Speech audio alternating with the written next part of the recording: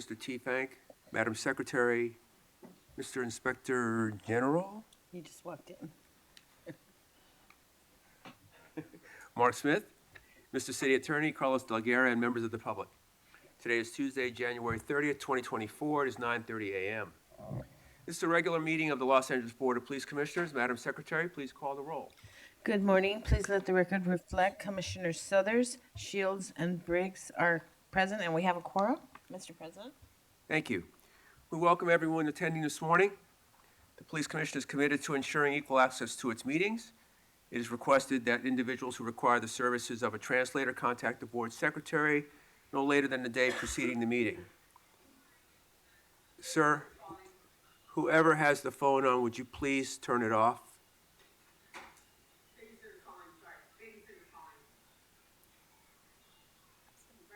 Can you take it outside, please? Can you take it outside, please?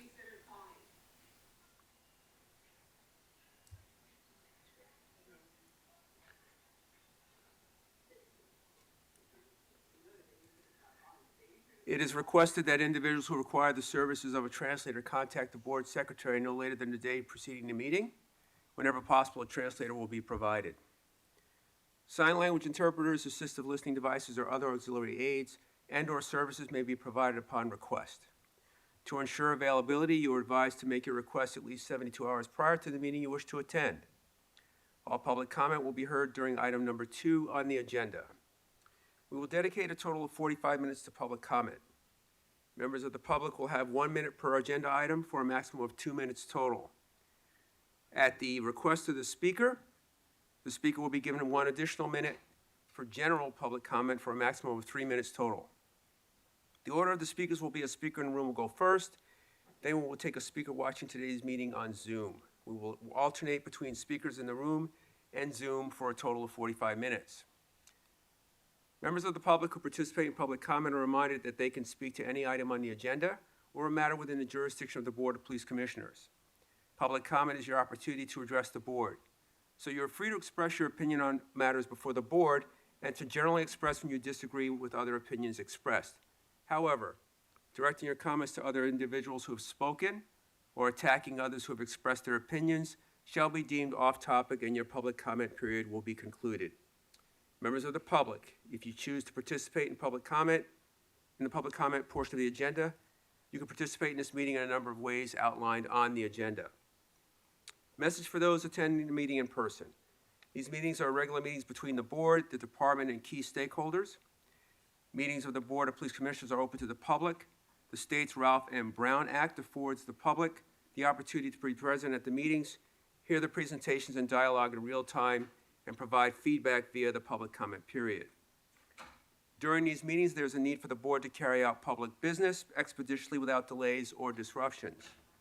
Members of the audience shall not engage in any conduct which causes an actual disruption of the meeting. Those attending in person, you are reminded that disruptive behavior will be cause for removal. If you disrupt this meeting, you will be provided with only 1 warning to cease disruptive behavior.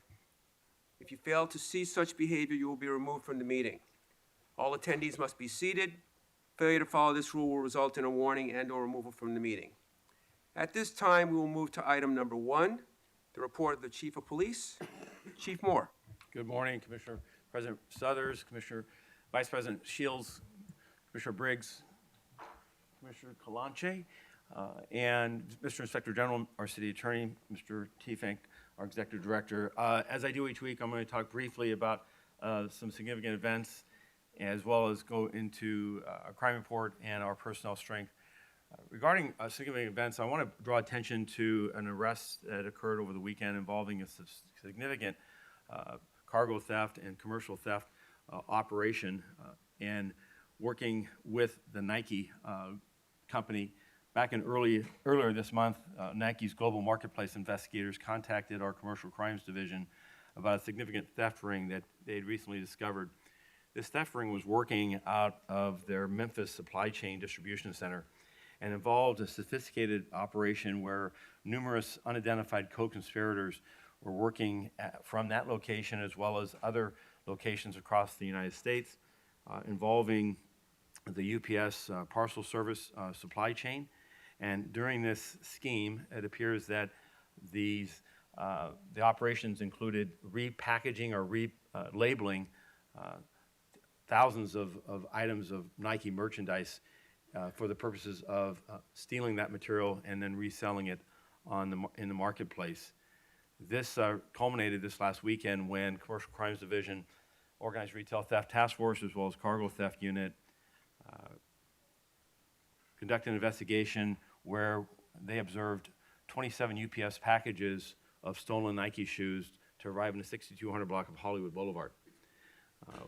There, an individual by the name of Roy Lee Harvey Jr., 37 years of age, received those items and who was placed under arrest for receiving stolen property.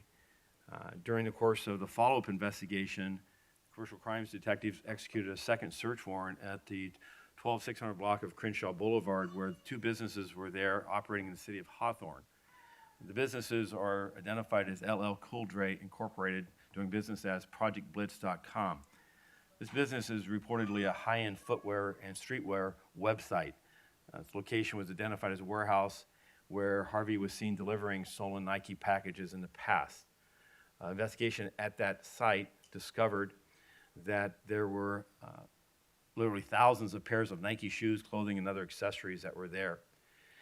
The amount of material amounted to more than $5 million in value and took two 53-foot-long big rig trucks and several Nike employees to recover all of the stolen merchandise.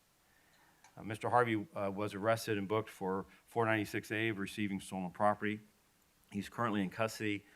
Yesterday, the district attorney's office did file 27 felony counts against him for receiving stolen property.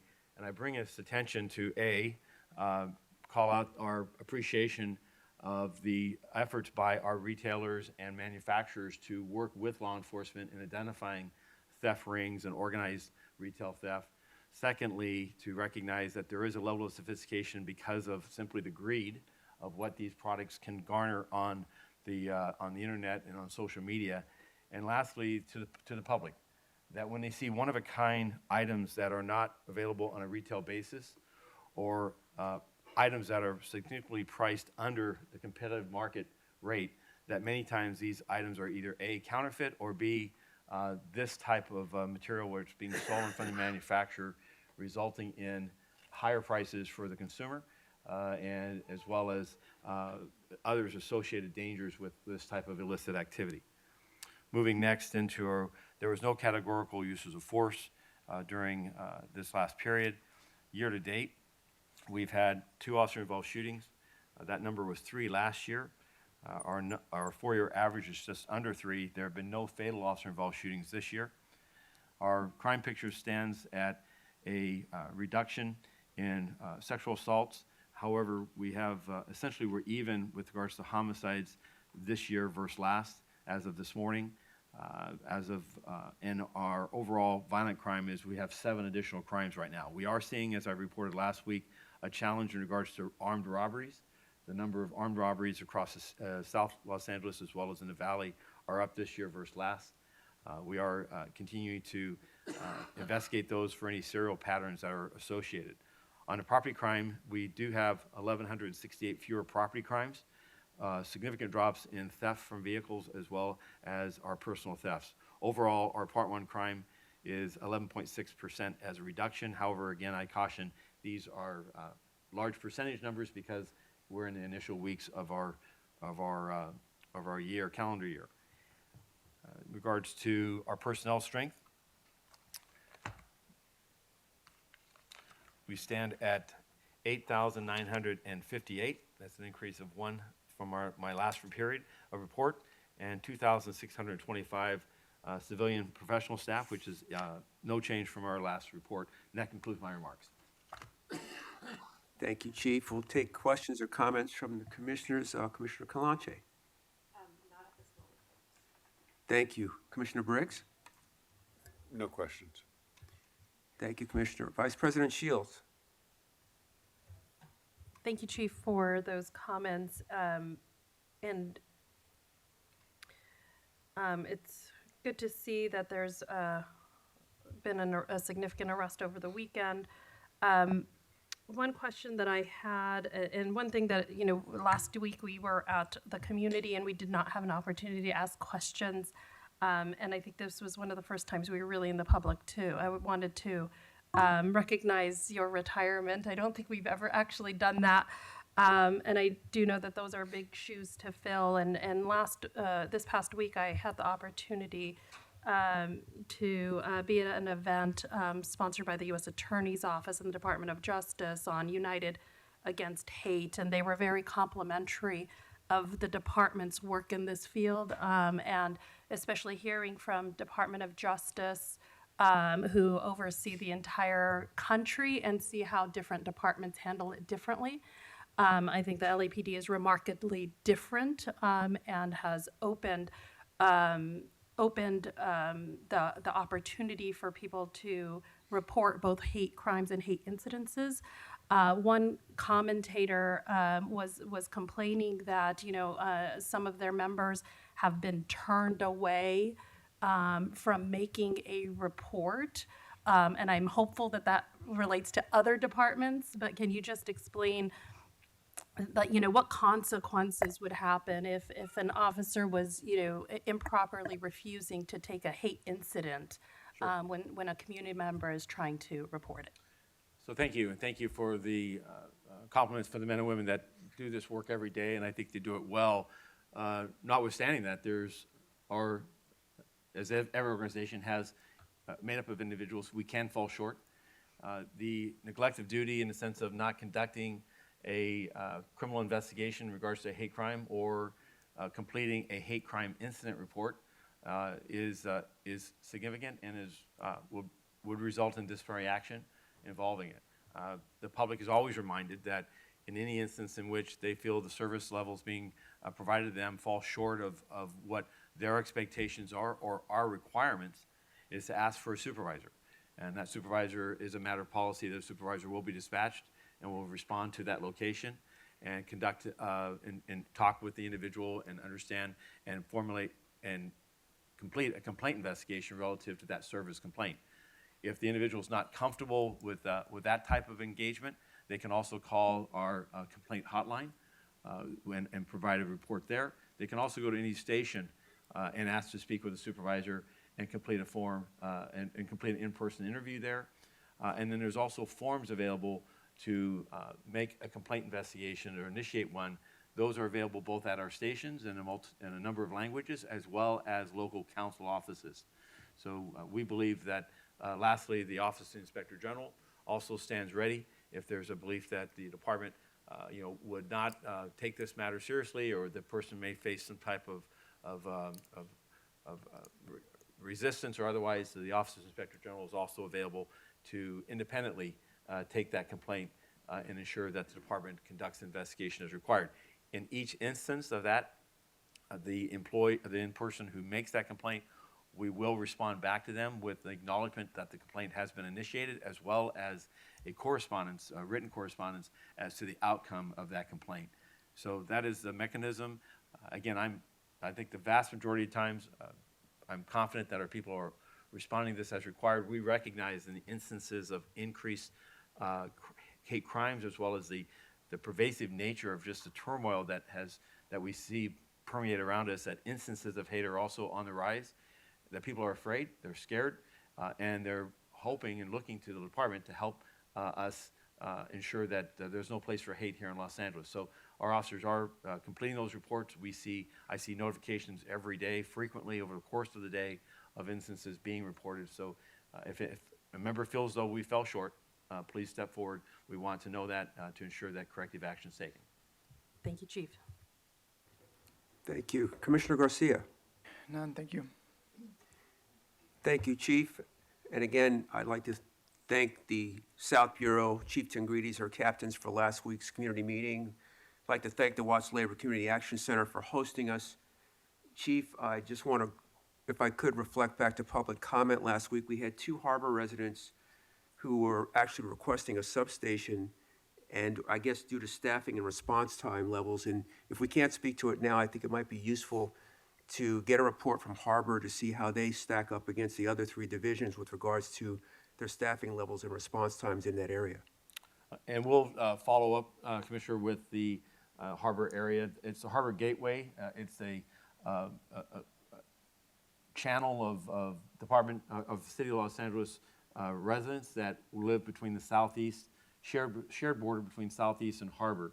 And that Harbor Gateway community is, I won't say isolated, but it is there with typically response times that match other portions of other communities across Los Angeles. But we'll get you that answer. And lastly, as a reminder, the department has been on an effort to grow and expand to make smaller areas because we recognize that as we establish additional stations or substations, that service times are improved.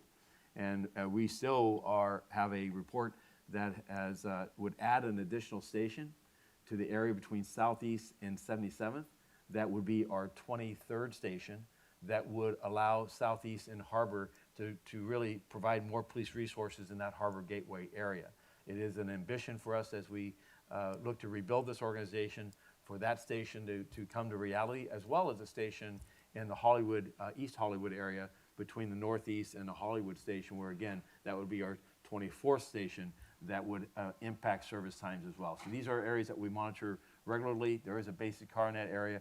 We have response times and both emergency as well as routine. And we'll get a report back to you. And then if this is something you'd like to see, agendized on a public presentation, we can do that as well. Thank you. In that regard, Chief, I'd like to thank you and Captain Patillo. I went to the Amundsen Recruit Training Center on Saturday for their usual hiring mixer, and again at 7 a.m. there were 100 people in the room, one traveling from Arizona, one traveling from Alabama, and stayed overnight to take the test. So again, their efforts are working. The marketing effort is effective, and just like to thank them for their efforts. With that, we'll move on to agenda item number 2, public comment. Madam Secretary, please call the first speaker. The first speaker, Mistress Karen Biggie.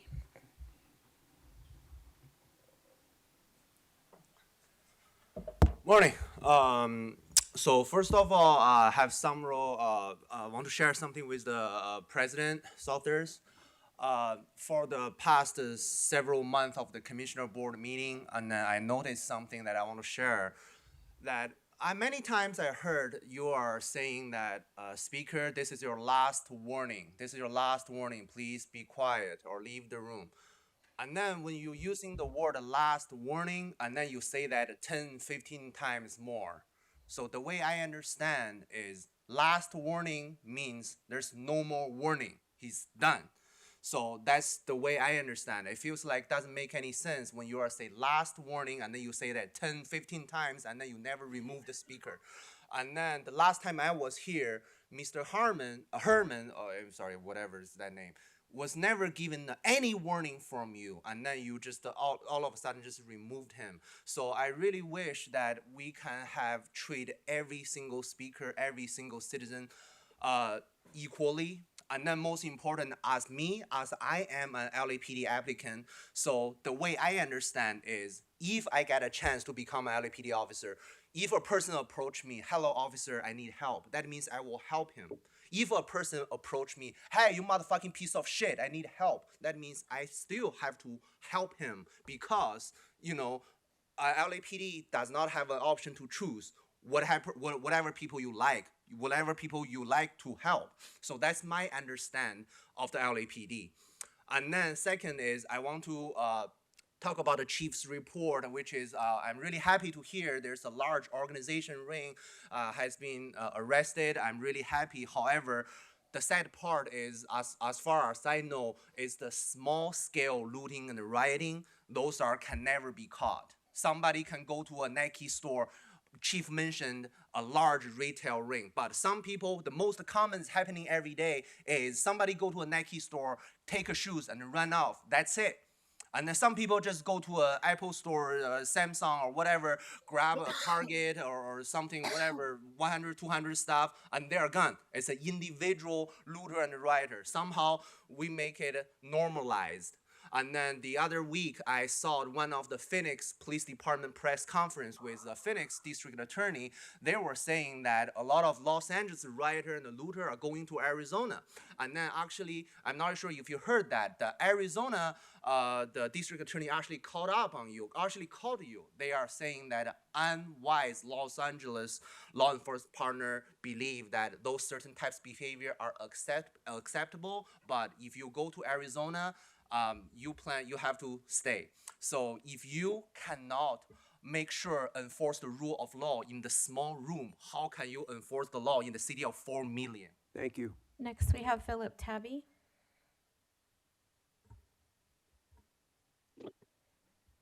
Good morning, all items, please. Okay, 3 minutes.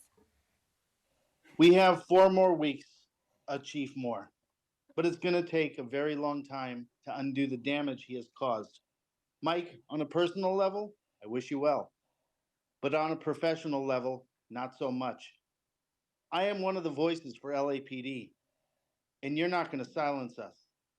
Is it true that corrupt, soft on crime Monica Rodriguez will be throwing you a going away party?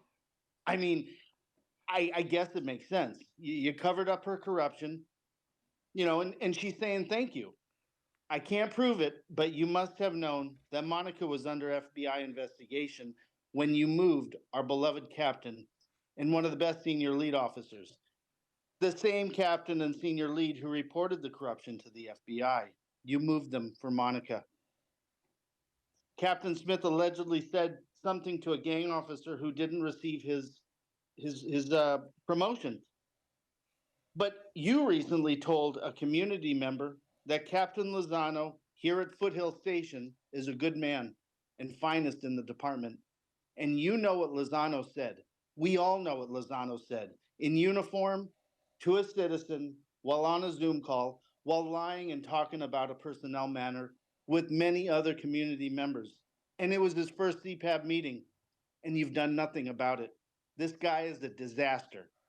The community has told you directly their feelings, but you think you know better. You think, you took him out to pizza. You had him fire me, a faithful volunteer. It wasn't the first time you punished Smith for speaking truth. While he was at Mission Station, he warned you and Liz Rhodes about the body worn. You did nothing. Mike, you sure will be leaving a legacy behind. I believe you may have created a Scorpion Squad. You left us with another Rampart situation. How ironic. Mike, you tell our community to stop having a pity party. The size of your ego is disgusting. You tell the media 5 months into your second term that you want to spend time with your family. That's the biggest load of doo-doo on the streets of Los Angeles. Maturity is when you know the other person is lying, but you smile and you let it go. I bet most people that are going to attend your going away party will act mature. I predicted you would move Captain Smith, and after one of your command staff members outed Smith and Contreras exposing the investigation, you moved him to 77th. I warned you that the community would never bend, and here we are. Commission, attend the next CPAB meeting and ask the board members yourself. Ask Moore if he knew about the body worn. Ask Moore if he knew Rodriguez was under investigation. Mike, I predict when you're not here to intervene in any of these investigations, your skeletons will come out of the closet. God bless the LAPD. The next speaker, the Red Chief Hunt.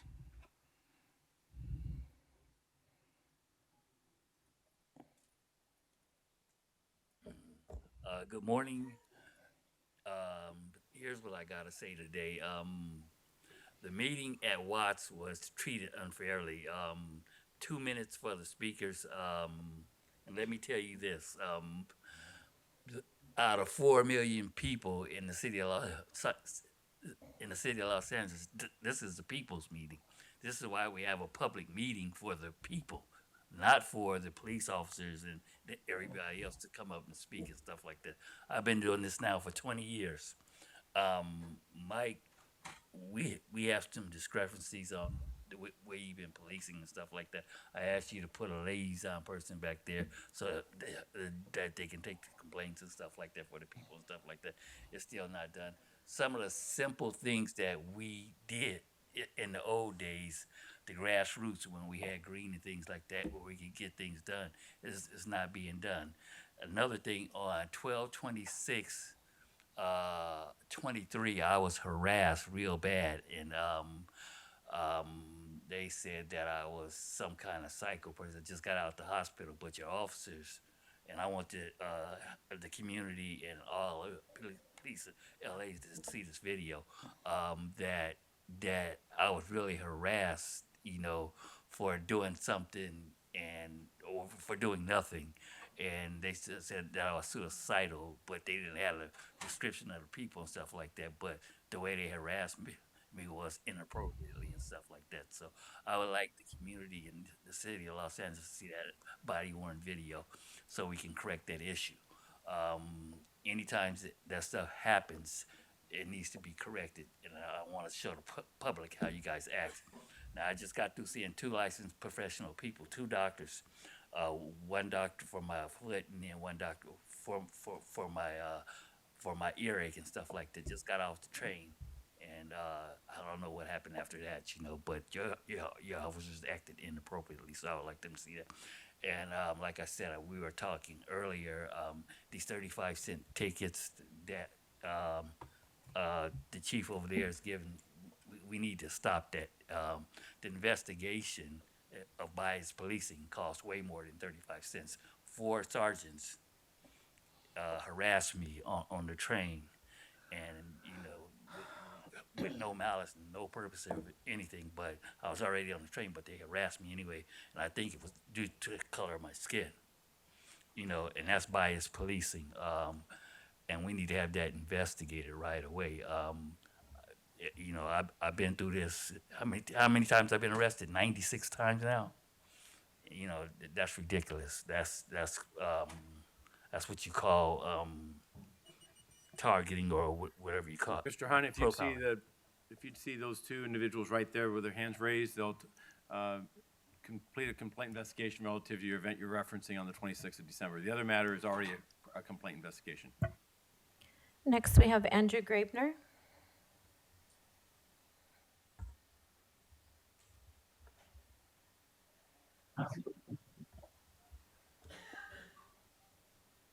I will speak on all items. Okay, 3 minutes. All right, so starting off the chief's report. The chief's report should be limited to 3 minutes at every meeting. If the chief's report exceeds 3 minutes, we should be able to match whatever time the chief takes. Yeah, good riddance to the chief. Fuck you more. Go enjoy your quote unquote retirement. You were fired. You haven't retired. You were fired. I noticed you talked a little bit about, about filing complaints, except that you never sustain those complaints. You always say that, oh, it didn't happen. And like complaints do nothing. It doesn't do anything. It's just completely pointless. Just throwing words out into the wind, waiting 2 years, and then being told, oh, it didn't happen, even though you have a video of it happening that we sent in. Let's see, the consent agenda. Gosh, there's a lot on this consent agenda. We have donations for a $45,000 donation for a conference. That seems really ridiculous. No on the grant on A. Let's see, C, we have a $24,000 donation for a break room. Almost $25,000. Like that's ridiculous. That's just wasting money.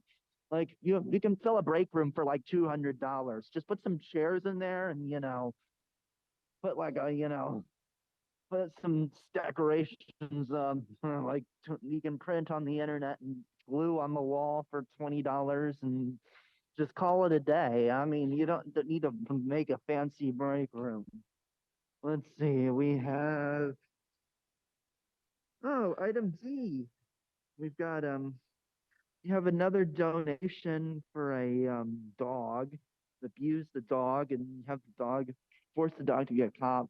You're getting the dog from the kennel named after the bunker that Hitler hid in and at the end of World War II. That's really great stuff coming from you all. Um, like, like you can't realize that utilizing the kennel named after the bunker that Hitler hid out in World War II is not a good idea. Let's see, what else do we have? We have more expensive paid vacations for the chief. You know, just wasting, thousands of dollars on possible. Um, yeah, just like goodbye, more. You've been fired. The next speaker is Jonathan Foster.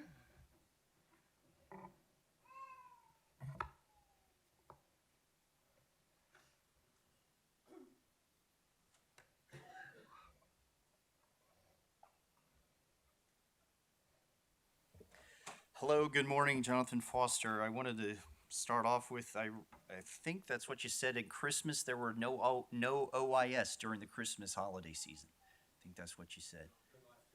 Well, that's during the holiday season. I thought that was great. So let's start with this one. Oh no, we got to start with this one. Yeah, let's do it in order. Today is Tuesday, January 9th, 2023. It's 9:40 a.m. 2024. My apologies. Yeah. You know what happens when the police officer makes that mistake? Somebody dies. Here's another one. Good morning, police. Good afternoon. Good evening, police. I'm gonna play it again. Good morning, police. Good afternoon. Good evening, police. Good morning, good afternoon, good evening. He doesn't know what time of day it is. When the police department makes this mistake, somebody dies. Okay, to me, it's not funny at all that it's 2023 and 2024. Here's another one. Different comment. Us to come out. We're going to move on to item number 6, public comment. In the interest of time, again, we've got twice as many speaker cards we normally get. We're going to move to 2 minutes. So you went to 2 minutes. There were twice as many speaker cards as normal. Do you know when you go out to hear from the public, you're just supposed to hear from the public? It should have been maybe started at 7 p.m. and went to 10. Maybe you did 2 hours and 45 minutes of public comment. That would be much, much better.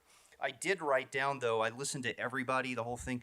There were 10 people that criticized the LAPD, but there were 15 people that supported the LAPD. 15 people supported, 10 people were criticized.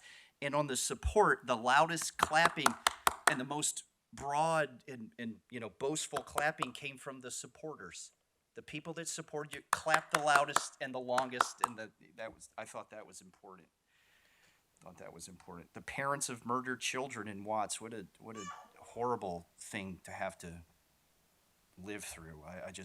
So what I couldn't say though there was that every problem that they have is addressed in head to toe body armor. I told you for 5 or 6 years you didn't do a damn thing. Okay, so it becomes worthless. Either my words or your service, or whoever could take care of this. My words are being laid to waste, and police officers are dead. I'm the only one in the United States of America that wants to protect the police officers. I am the only living person in the United States of America who wants to have police officers wear head-to-toe body armor so they can never die. I am the only one in the United States of America protecting the police department. Next, we have Steve Rogers.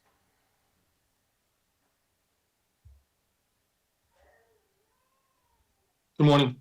Good morning. What items would you like to speak on? All items, please. Okay, 3 minutes.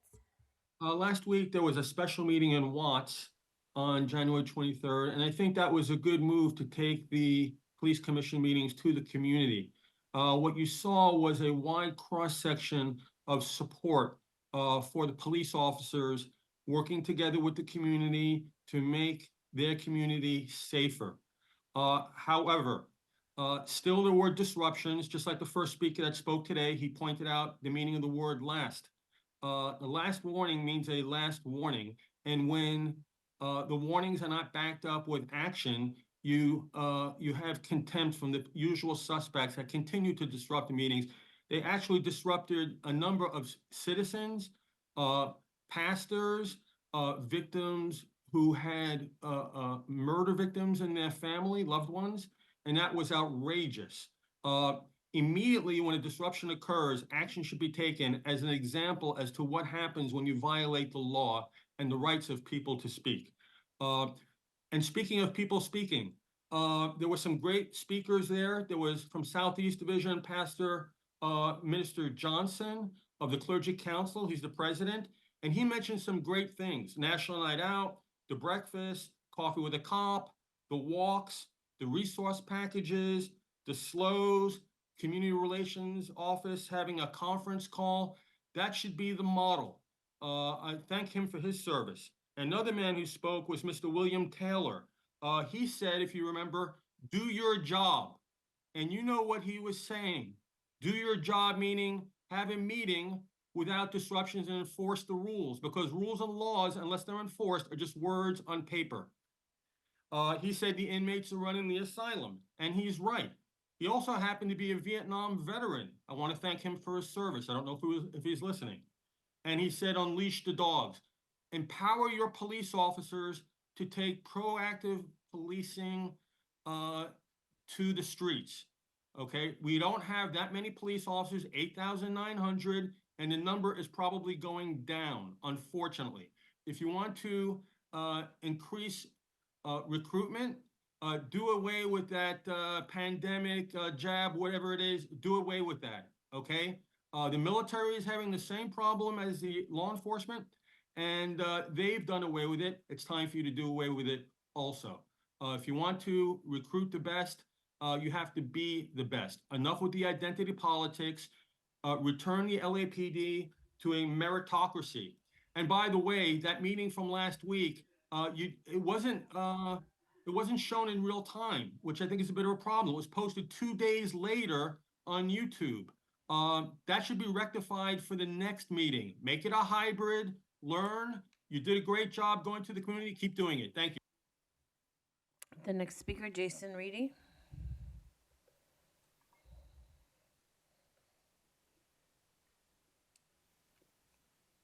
Okay, so I'll start with Musty Mike. You really want to go out with a bang.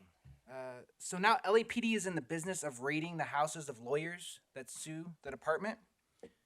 None of you had questions about that? Y'all targeted Dermont Givens, who has represented a bunch of your biggest critics, and decided to ransack his home just because. Dermont has lived at that address for 20 years, so the claim that the LAPD, the quote-unquote best police department in the nation, didn't know who lived there, despite having copious amounts of records confirming exactly who lived there, is the type of lying we've become accustomed to by the LAPD. LAPD couldn't even produce the full warrant, only giving Dermont 2 pages of it. Is this a situation that maybe you would find yourself in, Rasha? Do you think LAPD would raid your house? What about you, Briggs? You guys are lawyers, and a lawyer had his house raided, and you had no questions about it? And then your pigs decided to take photographs of documents related to the lawsuit filed against this department on behalf of Melina Abdullah. In the words of Cardi B, what was the reason? A judge ordered this department to get rid of the photographs of those legal documents that officers took during the raid. So have you done that? Have your officers done that more? You responded to Foster's question. Have they? Will you stay on record? During last week's community meeting, we had to sit through a whole ass presentation from the South Bureau, despite your agenda saying we'd only hear from Deputy Chief of South Bureau and the area commanding officer. That whole hour of propaganda was filled with all the quote-unquote successes of this department, with the only challenges being named was a lack of funding and recruitment. No mention of how many of your pigs retire instead of facing a small amount of accountability like the one did in December for conducting firearm transactions without a license. Or how about the one who inappropriately monitored a complainant after the complainant reported misconduct against that pig? Question for the commission. When is that appropriate? When it's your critics? No mention of the 5-day suspension you gave out due to sexual misconduct where one of your pigs inappropriately touched a complainant. I'll say during this closed session, you have Today, you will determine if a pig by the name of Oswaldo Pedemonte was within LAPD policy when he drove, this is from your news release, drove his police vehicle approximately 3 to 5 miles per hour and intentionally struck someone to stop his actions last February. You won't take into consideration the fact that 9 months later, in October, Pedemonte was literally choking a community member and telling that person he choked, "You don't make good decisions, bro." It's fucking wild. And I'll end with, last week the Israeli flag was on display, Errol. You had no problems, no issues with that. Just like you have no issues when Nazis run up here and display their symbols of hate. I'll say, fuck the commission. Fuck you, Chief. Thank you. Madam Secretary, next speaker. Next, we have Angelina. All items, please. Okay, 3 minutes. Chief Moore, when I spoke with you face to face at a local bar a couple Fridays ago, it was not my intention to put a damper on your evening. I felt comfortable going up to speak with you since I have been calling into this commission for 3.5 years, and I volunteer in many ways in my community, mainly public safety. You said you didn't recognize my voice. Maybe you do now. I'm sad that our conversation ended on a sour note and you were uncomfortable with my sincere questions. Happy retirement. Thank you for your 42 years of service. You said in 5 years, you'll be able to look back and hold your head up high. The only way you can do this is if you have a clear conscience before God and man. It's not too late to admit and apologize for your wrong choices. You said, when I call into this commission, I am hurting the police instead of helping. You used the word weaponizing. I believe you have done more to weaponize than I have every time you pandered to anti-police activists. Before you leave, why don't you reverse your directive, which banned the thin blue line flag, as a gesture of support for your officers, especially those who have died in the line of duty? When I asked, why did you listen to Monica Rodriguez's request to move slow Contreras, you said it is common sense to get input from elected officials and it's the democratic way. That is troubling to hear because even though LA City Council members are elected by the people, how many times have we seen them break the law, take bribes, get indicted, convicted, get caught on tape saying unethical, racist things? Even more troubling is you listened to Rodriguez's request while she was under FBI investigation for obstruction of justice. And who turned her into the FBI? The same officer she told you to remove from her district. That is not the democratic way. Mayor Bass needs to appoint a new chief of police who is not beholden or bound by LA City Council members. There's too much corruption and there needs to be a better way. This is not a pity party, and the community still believes Captain Smith and Officer Contreras are telling the truth. I said it doesn't make sense for Smith to make all this up and lie, and you said it makes perfect sense. How does it make perfect sense for him to lie? It would have been easier for Smith to just go along to get along. One of the 6 core values of LAPD is integrity in all we say and do. You asked me about my captain, and when I told you my opinion, you defensively declared he's a good man and one of the finest in the department. Why ask the question if you don't want an honest response? We need a new chief who genuinely wants to hear from the community and takes to heart their opinion instead of dismissing them. As a volunteer, I give my blood, sweat, time, energy to this department, all free of charge. If my opinion doesn't matter, whose does? When you meet someone and find out they call into the commission, your first question shouldn't be if they support or criticize you as chief. It should be if they support LAPD officers. Every time I call in, I say I support LAPD and we need more police, not less. But we need better leadership. May God guide you this last month that you make righteous decisions, and please don't go to a going away party hosted by Miss Defund Police Monica Rodriguez. That would be a slap in the. The next speaker, Soma, I can't pronounce this name, Soma, Snafeoil. Good morning. I'd like to speak on all items. My name is Soma. I'm executive director and co-founder of the Sidewalk Project. We are a lived experience harm reduction organization that works directly on the street with unhoused people. I'm here today as a sex worker and as a sex worker advocate,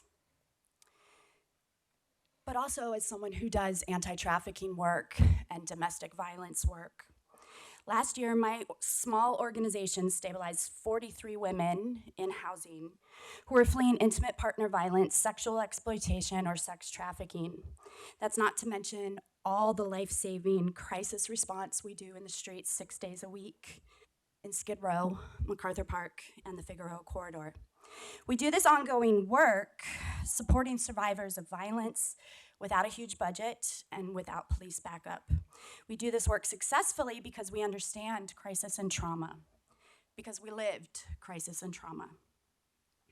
I'm here to call out the lies in the human trafficking report that's being presented here today. One of the major myths that Councilmember Rodriguez raised in her motion is a lazy recycling of debunked myths that large sporting events increase the rates of human trafficking in a city. Many different journalists and researchers have debunked this myth, yet it continues to be used as a talking point with zero evidence. One of the reports you can look up to affirm my statement is called The Cost of a Rumor. This was something that was released by the Global Alliance Against Trafficked in Women, and it specifically debunks this myth around large sporting events. These erroneous ideas to inflate police budgets and hypercriminalize both sex workers and survivors does nothing to actually support survivors. This past year, sex worker rights advocates and anti-trafficking groups worked to create a guide released by Freedom Network detailing the needed reforms in anti-trafficking spaces. That guidance can be found on the Freedom Network's website. Before I end, I'll read a short description from another report.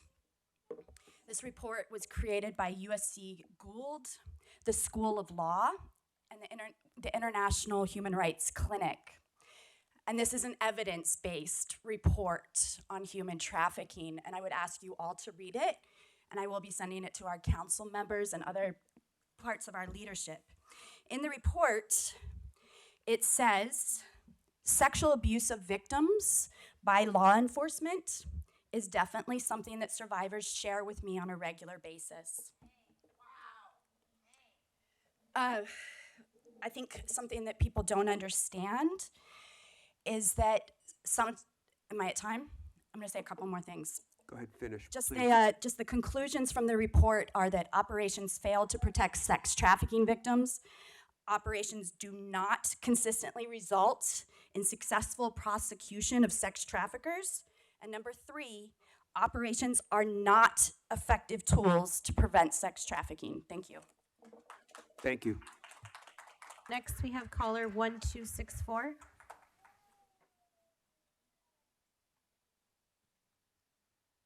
Caller 1264, you're on. Hello. Hi, what items would you like to speak on? All items, please. 2 minutes. Hello, Chief Moore. I know you'll be retiring. Wish you well, but you've left us with a lot of problems here in the Foothill Division area. It's totally out of control.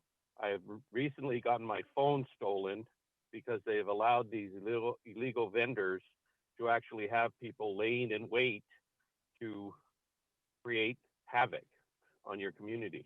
It's ridiculous. They got tables and chairs on the sidewalks. How do we allow that people to take over our public right-of-ways? It's insane. I've talked to one of your officers about my stolen phone, and I asked him if I could look at the cameras that we have there from LAPD that were put there by Councilman Alarcon because of all the crime that's going on here. And he said that I couldn't look at it because it wasn't going to give me the right angle. But from what I read, those cameras are pretty good. They can zoom in on license plate numbers and everything. And we have these vendors that have, you're talking about your flags. They have their flags of national origin on our sidewalks. Mexico, Salvador, Guatemala, maybe. Who knows what other ones there are? But no American flag on there.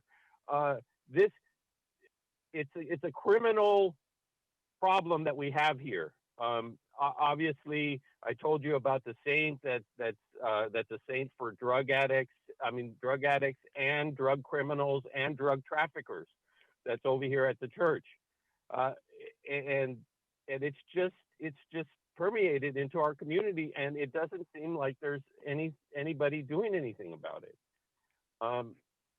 we really need to take these things seriously, because the only thing that those vendors service is the gang members and the traffickers.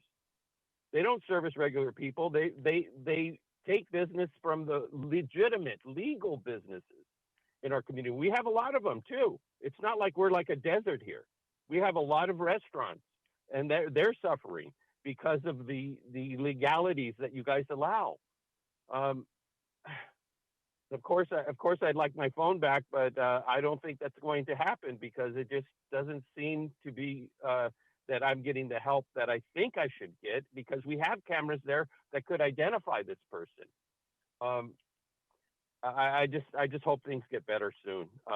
It seems like the police are being weaponized against us, and we're feeling helpless against our own government. It really feels.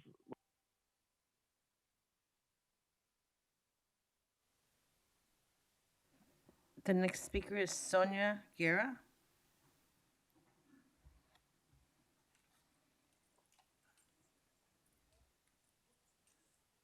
Hello, my name is Sonia. I'm the Director of Operations for the Sidewalk Project.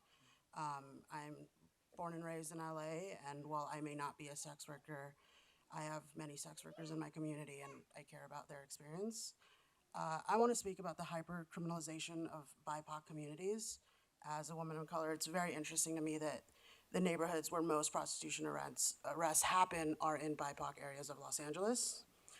In 2019, UCLA released a report that traced criminalization in LA by tracing LAPD arrest records. Prostitution is the third most common charge type for Black arrestees, while prostitution is the first most common charge for Asian arrestees. Of the LAPD data sets, 7,090 arrests for prostitution-related crimes, 44% were Black, 34% were Hispanic, 10% were white, and 7% were other races. The percentage of charges brought against African Americans is not only a drastic overrepresentation of the African American makeup of Los Angeles, of the Los Angeles city as a whole, but it's a significant increase compared to the African American representation in the entire data set, where African Americans made up the majority of all charges in the data set. From their own data, it tells the story of racist policing against BIPOC sex workers. And if that's the case, which it is, why are we trusting police with supposedly rescuing sex workers and survivors?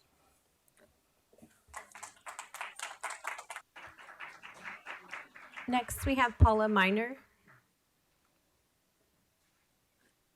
Hello, can you what- hear me? Yes, what items would you like to speak on? Yes, all of them, please. Okay, 3 minutes. Yes, in Chief Moore's report, he sometimes fails to present to the commission all the activities he engages in the previous weeks. So I just want to talk about a couple of things. Chief Moore, you spoke to some members of the Black community that you assume were your confidants or I'm not sure what your relationship with them was. And you proceeded to discuss with them the lawsuit that was filed by BLMLA and Community Coalition. You tried to present a negative position on this. You tried to say that we did not have information to support the lawsuit. And I thought it was very interesting that you want to dialogue with a community group, but we gave you 7 months to answer before we filed the lawsuit. It is not frivolous. BLMLA and COCO are not suing for money. We're suing for a change of policy. This problem does exist. And I think you had time to discuss it if you wanted to discuss it, or if you were a responsible leader. You know, this leadership question permeates all of the decisions made in LAPD, that lawsuits come up and they're not handled. You know, someone in LAPD wrote us and said, we'll get back to you. They never got back to us. So we assume you're okay with us filing. So again, I know it's useless right now to talk about your management because you have been asked to leave, but I just had to raise that. Also, with that group, you discuss the fact that the LAPD Discipline Board, and I don't know if I'm using the right name, but consistently overturns the impact of out of policy decisions on officer involved shootings. And I'm wondering, why is that being discussed with that group? Again, it's a manipulation, trying to manipulate public opinion. So one of the things I've learned from you, Chief Moore, and having monitored or attended police commission meetings for the last at least 5 years is you lack integrity. You manipulate the truth in order to get whatever response you think you should be getting from the community. And I'm really sad to know that's what I've learned by being part of, this community body. But the only thing I have to say in conclusion to the commission is I hope as you do your search for the interim and the future police chief that somehow we can talk about people having integrity. Otherwise, we need to remove that from the slogans, from the words that you throw around. There is no integrity. There is constant manipulation of the truth. And stuff happens. We know harm happens, corruption happens, but stop lying. Stop lying. I know mistakes occur, but stop lying. That's the end of my statement. The next speaker, Patricia Mendoza. Patricia Mendoza. Zach Sherwin. Oh. Patricia.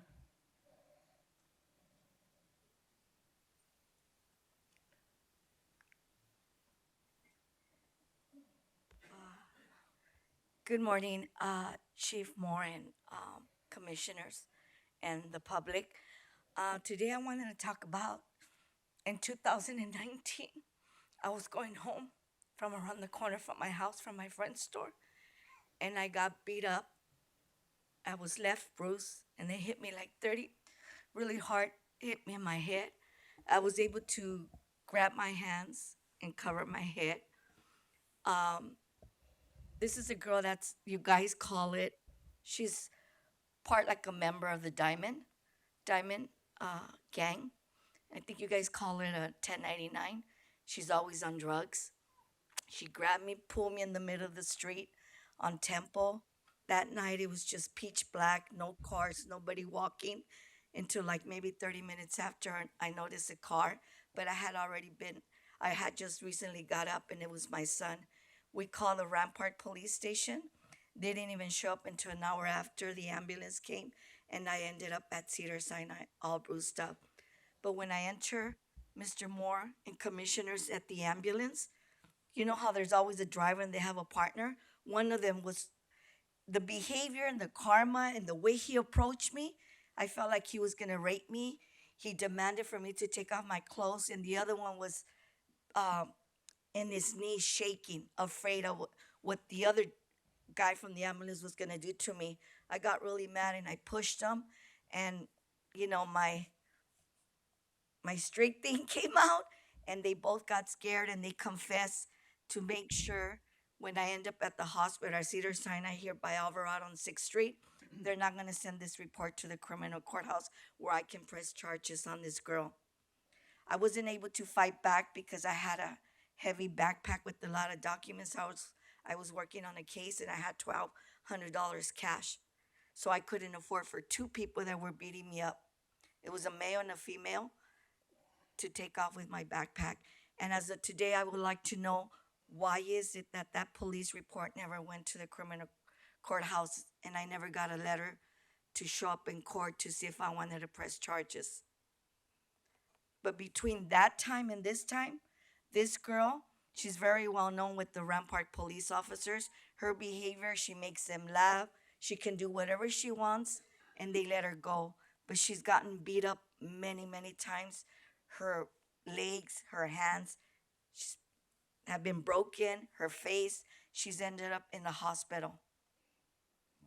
So I would like to know, why is it that these two officers that took their time to talk to the nurse at Cedars-Sinai, like if I was a bad person, they took like 30 minutes. I never got the help. But the funny thing is that when the Rampart showed up real quick, there were 4 vehicles and the watch commander was there.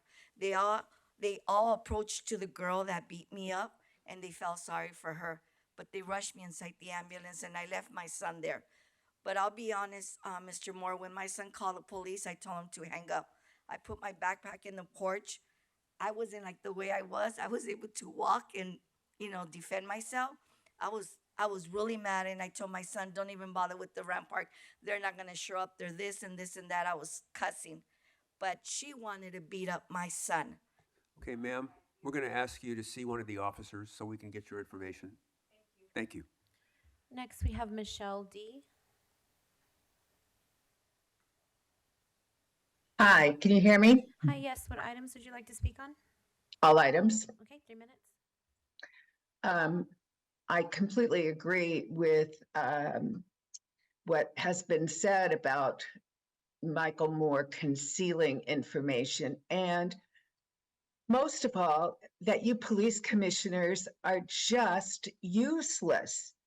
Why haven't you asked him about this raid on Attorney Given's house? This is ridiculous. This is the chief and the department exercising a vendetta and trying to disrupt a trial that is trying to bring justice to people who have been swatted, especially Melina Abdullah. Melina Abdullah is a wonderful person in our community. She is a leader. You should be supporting all of the things that she is doing to make this community better and safer. No, what you're doing is ignoring all the vendettas of the police department and just letting this go on and on. No complaints against the police are found to be worthy of investigation or even any kind of punishment on the part of the officers involved. This is absolutely ridiculous. Nobody believes that the police are perfect. And then you finally go somewhere away from the police department headquarters to have a meeting, and you surround us with hundreds of police officers. Again, it's a conflict of interest for you to be serving the police and the police to be serving in that capacity for you. You also took up a huge amount of time having officers speak about how wonderful their work was. You know, if community think their work is wonderful, let the community talk about it. The only officer that I heard that said anything that resonated with me, and it seemed very, heartening for him in some ways because he had learned a big lesson, was that he asked the public what they wanted in certain instances, and they said, we don't want the police there. And so he's not sending cops to some of these calls. That's what makes sense to me. The only cop who's a good cop in my mind is the one who doesn't show up when it not wanted. This is a ridiculous commission that doesn't look into these things, doesn't want public opinion, and doesn't do anything to discipline the police department. Michael Moore is going to run roughshod for the last weeks of his period. The next speaker is Zach Sherwin.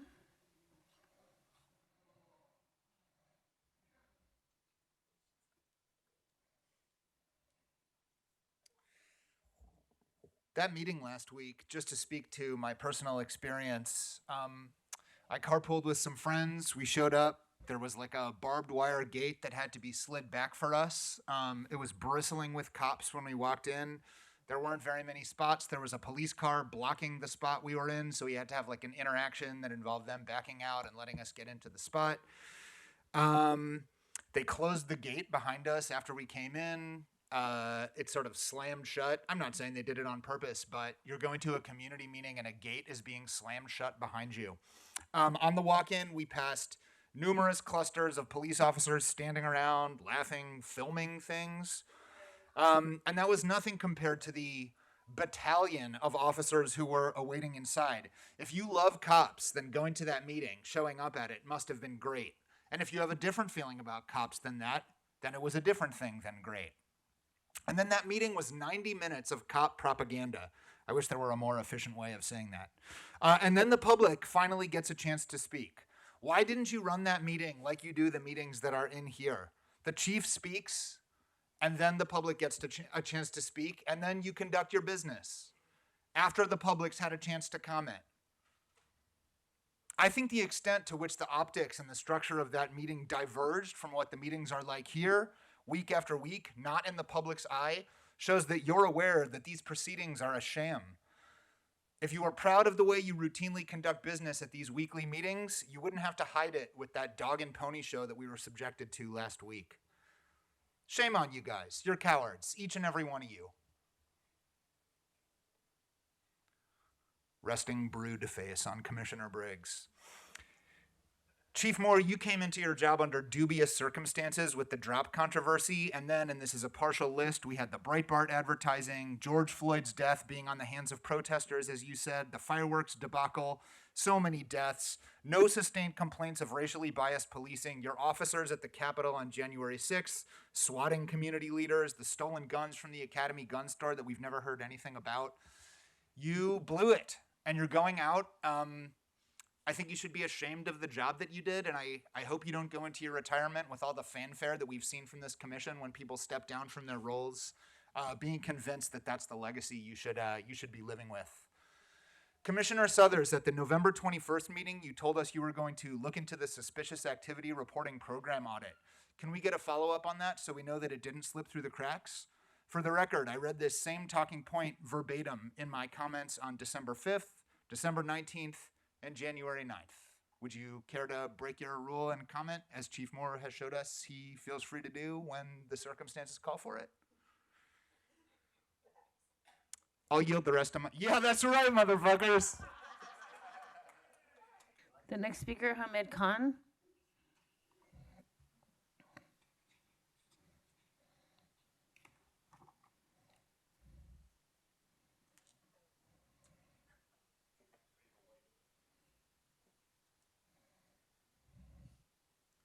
So several people have spoken about last Tuesday's meeting, and yes, that was a spectacle.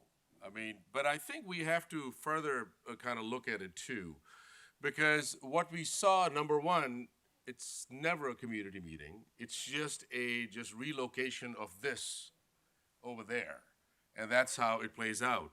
But it's also was a lesson, and also just clearly what it showed us was that this is exactly what community policing is. This is exactly, because community policing equals counterinsurgency, and that's when books have been written about it, and that's how it happens. Because what we saw was from 6:03 till about 7:35 as we timed it, different sections of LAPD who are completely embedded in the community were there.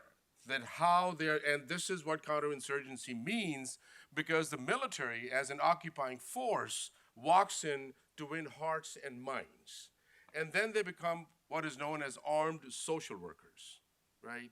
So then they create this culture of dependency, which is extremely coercive, because this is not something that we are speaking out of thin air, because we have actively been going door knocking in Jordan Downs and Nickerson Garden for years and years, and talking to people about the Community Safety Partnership and asking people that, what does it mean to you? And they talk about that, number one, how there's massive surveillance. Number two, how the police seeds this whole discontent, and they identify particular people in the community to be the spokespersons and the leaders in the community, and the rest of them keep on pummeled. And so that's exactly what we saw, that, and we should constantly expect to see that. That's what Community Safety Partnership does. That's what community policing is. That's what armed social worker is. That's where all the resources are going. That's where more and more overtime is going. That's why more investments in Community Safety Partnership. That's why more record increase in the budget as well. And that's what we are looking at. The second thing I just want to speak about is the public records.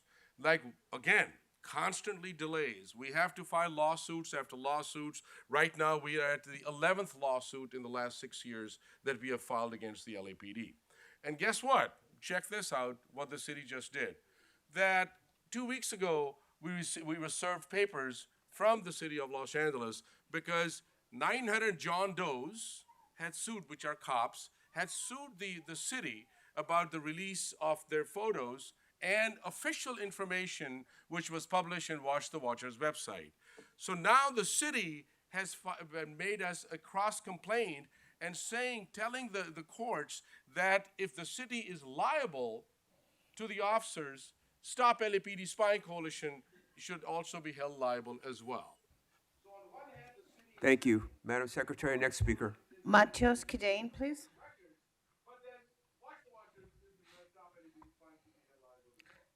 The next speaker, please, Matios. Next speaker.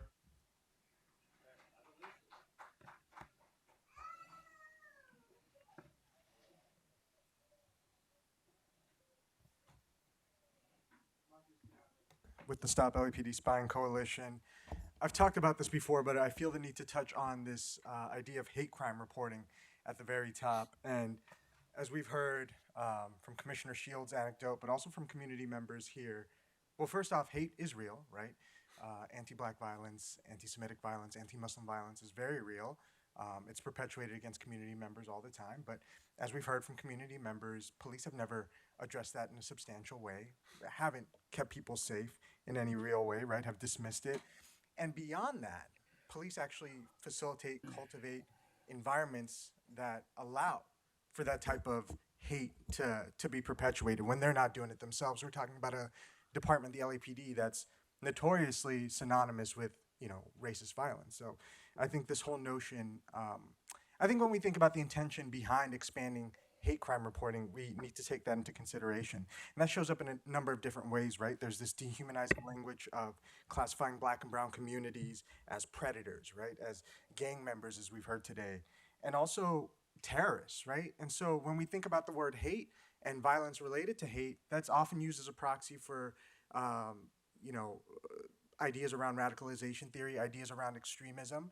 And so let's take this commission into the context of discussing hate. Let's take Errol Southers, whose bread and butter as an academic was targeting Black Muslims, right? For these behavioral surveillance risk assessment programs, for these countering violent extremism programs, right?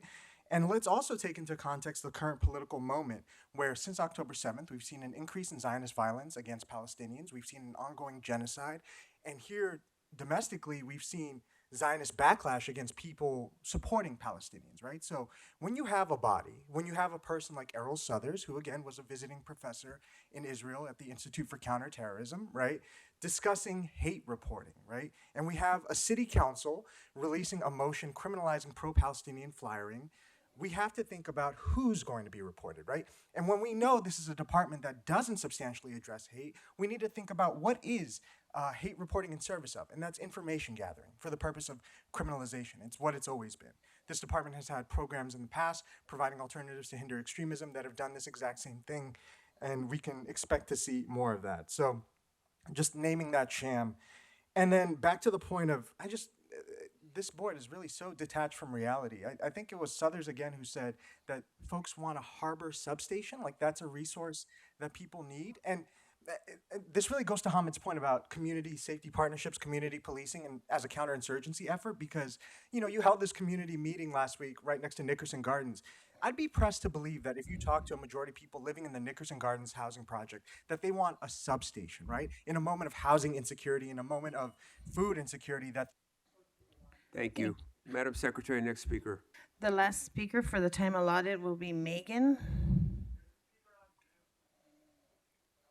Megan.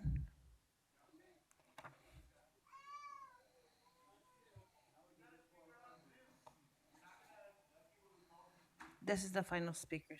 What happened to the policy of letting everybody who shows up to speak speak? Is that not a thing anymore?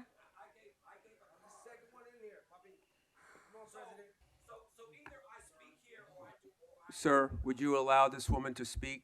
She is the speaker now. Your time is running, ma'am. It don't make sense though, President. It don't make sense. I've been the third one in here, and everybody else went. So thank you for giving me. I'll wait until he's finished. That's not my time. Can you go back to 3, please? Madam Secretary, would you reset the clock to 3 minutes, please? First of all, I think it's important to know that the meeting that they were talking about with the black leaders, I was there. And I just want to read this because I want to make sure that I get all of this in. In our society, trust and transparency is the bedrock upon which law enforcement agencies are built. However, recent revelations brought to light concerning behavior and questionable leadership within the office of the chief of police. As responsible citizens, we must address the concerns and demand accountability from those entrusted with upholding the law. During a recent meeting, it became evident that the chief of police was attempting to manipulate the narrative by suggesting to community leaders that they report information based solely on his words, disregarding the credibility of long-standing whistleblowers and dismissing their concerns as mere disgruntlement. Such actions not only undermine the integrity of law enforcement, but also erode the trust some of them place in them. Equally troubling was the chief's discussion of an ongoing lawsuit filed by BLM. By discussing information about an active legal case, the chief displayed a lack of respect for the legal process and the necessary confidentiality that law enforcement always asserts accompanies such matters. Our justice system relies on fair and impartial handling of cases. The chief's actions cast doubt on the integrity of the entire process. Furthermore, the chief's display of anger and attempts to silence dissenting voices during the meeting raises concerns about the level of respect for open dialogue and differing opinions. In a democracy, it is crucial to foster an environment where all viewpoints are heard and valued. The chief's behavior not only stifles the voice of the community members, but also undermines the principles on which society is built. Perhaps the most disturbing aspect happened after I left the meeting and called a colleague to discuss what had transpired and to inform him that the chief of police mentioned how disappointed he was in the fact that his friends turned on him. In response, my colleague explained to me that the chief at the King Parade said something to him that was so reprehensible because he refused to rescind his statement that he made to the press about believing that the chief of police launched an investigation against the mayor. What did you say? What did you say? I know what you said, but tell this body, what did you say to the head of the Ministerial Alliance in Los Angeles, the largest alliance in this city? What did you say to him when he refused to rescind his statement? I know what you said, and it was reprehensible, and I've come here today to hold you accountable for it. You cannot shut us up. You will not stop us from speaking out against you. What you actually did was you turned up the fire, because now we need to know what you said. Thank you, sir. Thank you. This gentleman here with the watch cap, you will be our last speaker. Yes, sir. Yes, sir.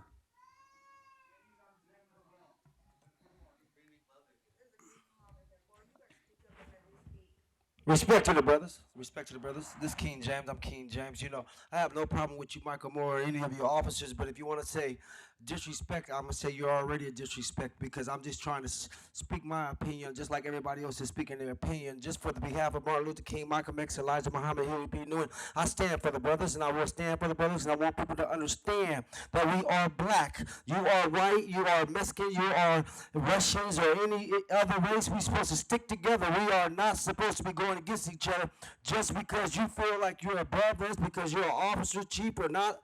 We need to learn that we need to stick together, and let's figure out something so we can stay together, so we can have at least equal rights, just like Martin Luther King, Malcolm X, and Elijah Muhammad, who knew was doing. They wasn't going against you, brothers. They were trying to get understanding for us to join together. So that as that being said, I just want people to understand that I come with peace, no harm. But when I called the police station a couple of days ago, and I didn't get no call back or nobody came through, and I'm right across the street at the LA Mission, I felt like it was discrimination. I believe that was biased because I was black. I walked right across the street to 519 South Wall Street, talked to the captain, and the captain told me there's nothing they can do about it, but I was threatened with a gun in somebody's backpack. and LA Mission had nothing to do with it because they said they didn't see the gun. Now, mind you, if I pull out my gun and start shooting, where does I go to jail because I was protecting myself? I don't believe we should have that type of situation out here. We should have people as a chief, like I said, I have nothing against you, Michael Moore. I don't even know you, brother. But I feel like you should actually tell your officers to do their jobs, not go against us just because we're African Americans. Now, when I say African Americans, I want to take the Americans out, but I can't because I was born in America, so I have the right, just like all Americans, just to let y'all know. And thank you, brother, for letting me speak. Thank you.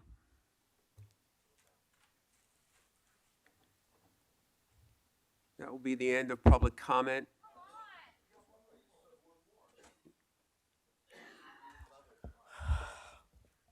We'll move on to consent agenda items. Oh, I'm sorry. I'm the Sorry. mom of Eric Rivera. Ma'am, you got your 3 minutes. My apologies. I'm just, I'm just so appalled by y'all. Damn. I lost my son almost 7 years ago. This department robbed my son of his life almost 7 years ago, and I have been robbed. Moore knows me. For all you that don't, in this middle, you guys are the same people that sat in those very chairs before you. Nothing but rubber stampers. Moore, I'm so glad you're retiring. I can't be more happier right now, just like I was happy when Beck left. You know? And I really wanted to give you some kind of, I really wanted to have some hope in you. That you would step up and do something. You can't even have a heart-to-heart conversation with me, which tells me you have no heart. You know, go ahead and make a dip. Get all our money, because I'm coming for that shit. I'm coming for your pocket. I'm coming for this whole department. I'm coming for Beck's. Once I win my son's trial, which has been pushed back for 15 times in it's almost 7 years. That is ridiculous. But once I win that trial, and you know what, I've been patient because you know why? Me and God got a real close connection and relationship with each other. And I know my bond with God is way bigger and more powerful than yours. And God is putting it so he could put the right people in that jury room. So my son gets that justice, which honestly, justice would be where he was still standing here next to me. But I want that accountability in that prosecution. And I'm coming for that accountability for you too. Just like Beck, just like Jackie Lacey. So go ahead and collect that money because it's coming to us. It's coming to these families that have been left behind with nothing but disrespect. You guys are appalling how disrespectful you guys are. You want to talk about you're going to retire because you want to spend time with your family? How lucky of you to sit there and say that. How disrespectful, though, because you're inconsiderate of the people that have lost their children. I feel bad for you because you will never understand what real love is, how it is to be humble, and must believe God's working with me. So I look forward to seeing your day in court.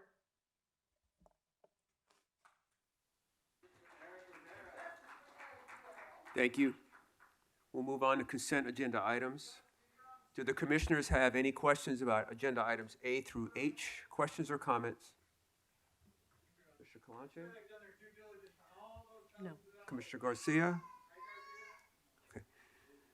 I move that we approve the recommendation for board action on items A through H. Is there a second? Second. Moved and seconded. All in favor, say aye. Aye. Motion carried. We'll move on to agenda item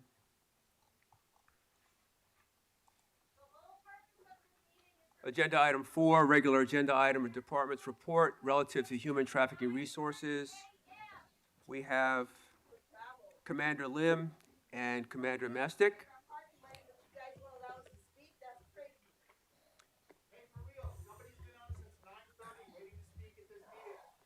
Commander, you have the floor.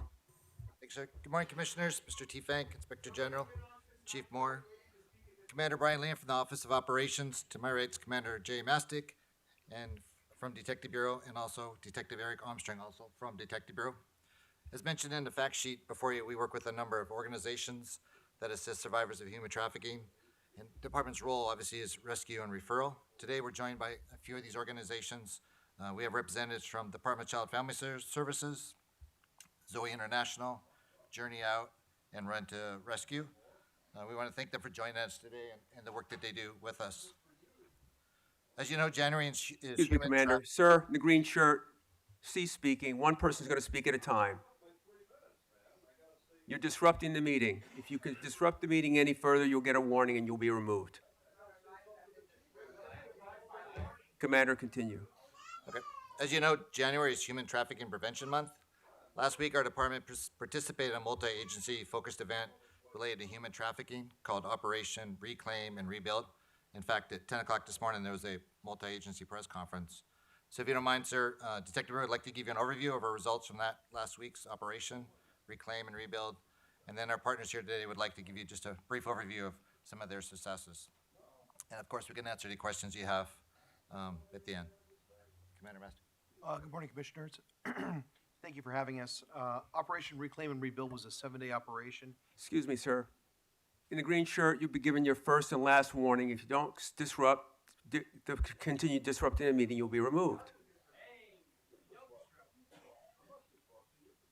Sir, go ahead. Thank you, sir. The operation ran from January 21st to January 27th of 2024 to conduct and identify and rescue commercially and sexually exploited victims from human trafficking. Additionally, investigators obtained information from these victims that was utilized to identify and apprehend suspects responsible for their exploitation and for trafficking.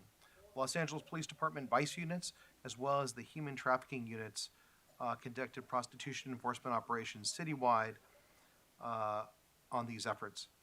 This was accomplished by vice units assigned out of the Office of Operation, as well as the human trafficking task forces. We have one in Operations Valley Bureau and one in Operations South Bureau. Detective Support and Vice Division, assigned out of Detective Bureau, facilitated this operation through oversight, training, and operational funding. DSVD also collected arrest and rescue statistics citywide, in addition to documenting significant events throughout the week. This morning, LAPD, in conjunction with Los Angeles County Sheriff's Department, will conduct a press conference to discuss the results of this operation with the media.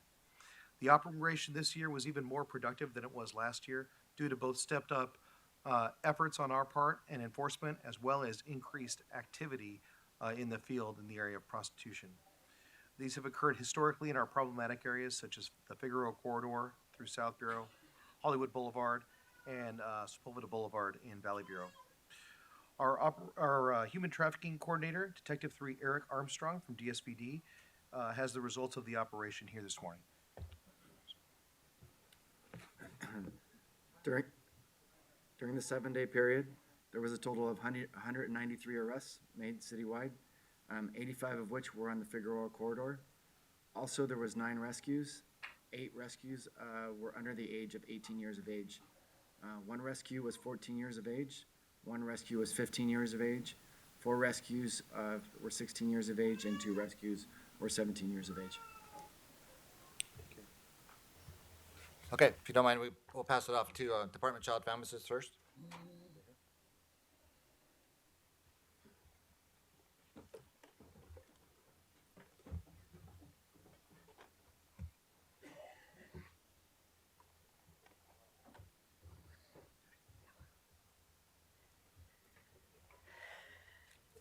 Good afternoon. Welcome. Thank you very much. My name is Adela Estrada, and I'm the CSEC Program Administrator at Department of Children Family Services Bureau of Specialized Response Services. And I'm over all the contracts that are related to services for kids and transitional age youth that have been impacted by commercial exploitation. And through our program, we provide a variety of supports and services to our youth that have been identified as victims of trafficking, and that would include advocacy services. Every child, every transitional age youth has a right to an advocate. So we contract with advocacy agencies in the community to provide CSEC and trauma-informed services. And those services include ensuring that our kids are connected to survivors of human trafficking, as well as parent advocates for parents that have gone through the trauma of having their children trafficked. We work with law enforcement agencies, so when we have a child that is missing or away from home or care, we work with both LA Police Department as well as LA Sheriff's Department's Bureau of Human Trafficking in order to help us search and find and recover those youth that have been trafficked. We also work with the schools, the school districts, in order to provide information around the prevention of human trafficking, as well as with a variety of other CBOs to address prevention. Thank you. Commander? Thank you. Zoe International?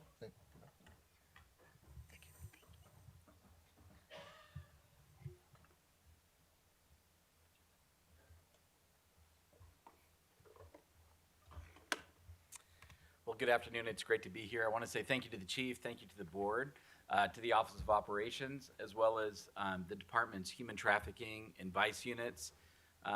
I guess there's two things I'd highlight. First, the commitment on the department. We work with law enforcement around the world. Excuse me, sir. Sir, you may now leave the room. Do so. Thank you. My apologies. Please continue. Yeah, I was just saying, the appreciation really goes two ways. One is there's a commitment within the department to help find and identify victims of human trafficking. And working with law enforcement around the world, I have to say that this department is one of the best, truly. Being out and seeing Operation Reclaim and Rebuild, connecting with the officers who've been out there, having victim support on site, you see there's also a great level of compassion. It's not just about law enforcement, it's truly about identifying victims and getting them the support that they need. Zoe International has been combating child trafficking since 2002. There was a U.S. presidential task force that visited our campus in Thailand. They liked the work that was being done. They asked if we would consider doing that work in the States. That was always within our purview, but we chose to open a specialized home for commercially sexually exploited children in Los Angeles. So we purchased, with private funding, 50 acres north of the city in LA County, and we opened a home for commercially sexually exploited children, and we run that today. It's trauma informed, which means every aspect of that design, we keep extra wide hallways. It means that when a child comes into that home, they get to choose what decorations they want. They choose their bedding, because many of these kids have never had a choice. And with that, what we find is these kids need full wraparound services. Their education, we provide animal therapy, we provide specialized mental health teams on site to help get these kids fully restored and to the next stage. So they'll stay 6 to 9 months or move to specialized foster care after their time here. Zoe also provides various other services. We provide resource and victim referrals. We're part of the we take calls from the National Human Trafficking Hotline. I mentioned we provide on-site advocacy, and I can tell you this week, sitting with victims this week, wiping tears out of their eyes, watching our advocates wiping tears from their eyes as they're asking for next steps, resources. We saw victims getting resources this past week. There's gap services that are needed. You heard from Adela from DCFS. They do phenomenal work, and there's something called the FRP, First Responder Protocol, which means that if a child is identified as commercially trafficked, wraparound services are provided, but some kids fall outside of that. So we will step in to help provide care for those kids as well. For example, if it's from CHP, it could be LAXPD or others, or if kids are not under the care of DCFS or under the care of the Department of Probation, those kids don't get services, so we will step in and provide that care for them as well too. as well as doing prevention training around the world. Esther Yu is our program services director, and she has so many direct line stories, but I'm going to turn it over to her to let you hear a story directly of one of the successes from advocacy services. Thank you. Just a quick, brief summary of one youth who received our services comprehensively and just shows the collaboration that's needed to really help a child come to restoration. And so this child did come into the care of our home, and where we provide mental health services and care for her. We're able to identify what are her needs, what are her passions, what are her desires, help her re-enroll in school, start to catch up on her school credits. She was repeatedly being trafficked on Figueroa by traffickers addicted to meth and other substances, so we were able to provide substance abuse counseling. And additionally, her parents joined our parent class, a 10-week parenting course for parents whose children have been trafficked, in collaboration with the Department of Children and Family Services. And so there, it's a support group where parents can find other parents who are going through the same thing that they are. We also have a parent advocate whose child was trafficked. She comes alongside these parents, provides support, helping them to navigate, hopefully receiving their child back into their care. We also have a survivor advocate who has overcome child trafficking herself, who comes alongside our case managers to support the children. And so in the months that she was with us, she was able to receive intensive care and treatment, and she was able to get off of probation. She was able then to eventually have the court approve for her to return back to her family. And we continue to support the family in community, connecting her parents to community supportive services, and continuing to receive mental health services. And she was able to connect with some of our community partners and business partners, providing her with internships to receive job skills in the areas that she wants to get a job. And so this is just one example of the kind of work that we're able to do in collaboration with all the partners that we have. All right, thank you very much, appreciate it. Okay, how about Journey Out next? Let's say a few words.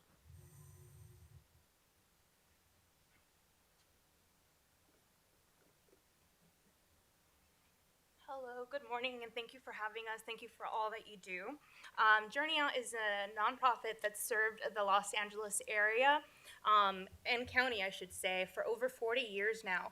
And we work with any individual over the age of 18 that are survivors of human trafficking and commercial sexual exploitation.